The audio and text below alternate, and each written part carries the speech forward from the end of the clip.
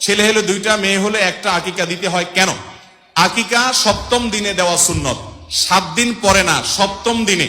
সপ্তম দিন মানে হলো যেই বারে সন্তান জন্মগ্রহণ করবে, শিশুর জন্ম হবে, ওই বারটা হবে প্রথম, এরপরে দ্বিতীয়, তৃতীয়, চতুর্থ, এভাবে করতে করতে সপ্তম দিনে আকিকা দেওয়া সুন্নত। এটা হিসেব করার একটা সহজ বুদ্ধি হলো, ধরুন সন্তান রবিবারে জন্ম নিয়েছে, হিজরি বর্ষের রাত আগে আসে, শনিবার দিবাগত রাত আসে, এটা রবিবার ধরা হবে, বা রবিবার দিনে জন্মগ্রহণ করেছে, যেই বারে জন্মগ্রহণ করবে পরবর্তী সপ্তাহের আগের বারটা হবে আকিকার দিন। রবিবারে জন্মগ্রহণ করলে পরের শনিবার হবে আকিকার দিন, শনিবারে জন্মগ্রহণ করলে পরের শুক্রবার হবে আকিকার দিন, শুক্রবারে জন্মগ্রহণ করলে পরের বৃহস্পতিবার হবে আকিকার দিন। ওটা হলো সপ্তম দিন, ওই দিনটাতে আকিকা করা সুন্নত। আকিকাকে বিলম্ব করে অনেকে, যে কোরবানির সাথে করবো না, আকিকা সপ্তম দিনে করাটাই হলো কি সুন্নত। 14তম 21তম দিনে করার কথা হাদিসে আসছে। এখন কথা হলো, আকিকা ছেলেদের বেলায় দুইটা, মেয়েদের বেলায় একটাই, বৈষম্য কেন? এখানে নারীবাদী এসে হাজির, ঠিক না ঠিক?